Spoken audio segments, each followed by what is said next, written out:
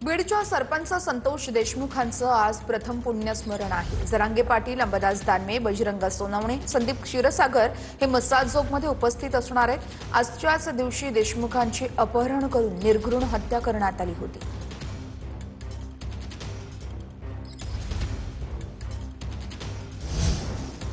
बातमी महत्वाची आहे। पार्थ पवारांचे पुण्यातील जमीन गैरव्यवहार प्रकरण आता चौकशीसाठी समन्स देऊनही शीतल तेजवानी गैरहजर राहिलेली आहे। अद्याप महसूल भूमी अभिलेख विभागाचे अहवाल जमा झालेले नाहीयेत। शीतल तेजवानीला पुन्हा संधी दिली जाणार नाहीये।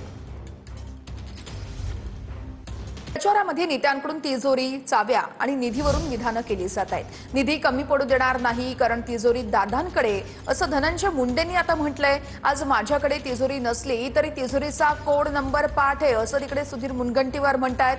तर कुणाकडेही तिजोरी असू द्या, त्यातला माल आमचा आहे, असं अमित देशमुखांनी बोलून दाखवलंय। सरकार पक्षाचे 2-3 पॅनल असतील, थोड़ा तो लेना जाना होगा। यावेळेस माझी बहिणी ही जबाबदारी भावाची आहे, कारण भाऊ बिगिंगा ज्या पक्षाचा ते पक्ष सरकारमध्ये, जे आमचे नेते त्या सरकारची तिजोरी दादांकडे, बाकी तुम्ही कुठलीही काळजी या ठिकाणी करू नका। आज जरी तिजोरीची चाबी माझ्या हातात नसली तरी एक गोष्ट आहे की मागचे 5 वर्ष 17 दिवस मी अर्थमंत्री होतो, मग अजूनही तिजोरीचा कोड नंबर पाठ आहे। त्यामुळे जेव्हाही वर्धेला पैसे लागेल, पंकजजी तुम्ही मंत्री आहात, पण मला कोड नंबर पाठ असल्याने ते पैसे देवेंद्रजीच्या नेतृत्वात वर्धेला कमी पडणार नाही, हे मात्र मी विश्वासाने सांगतो।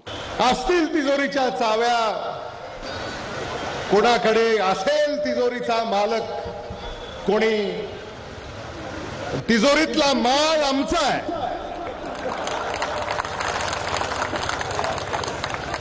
हेच पाहता ना तुम्ही।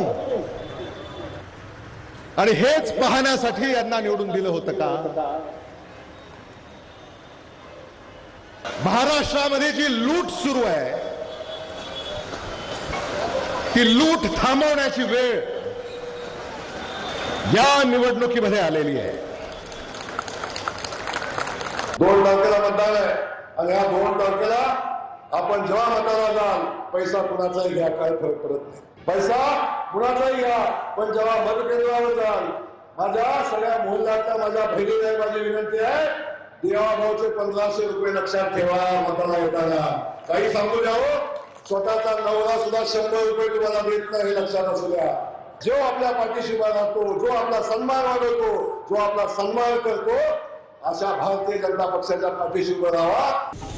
1000 रुपयावर मत घेतात, 500 रुपयावर मत घेतात। तुम्हालाही सांगतो माझ्या माया बहिणींनो, आलेले पैसे घ्या, त्यांचे हरामाचे पैसे घ्या, पण बटन त्यांचं घ्या, पण बटन धनुष्यबाणाचा दावा, हे सांगायला आलो।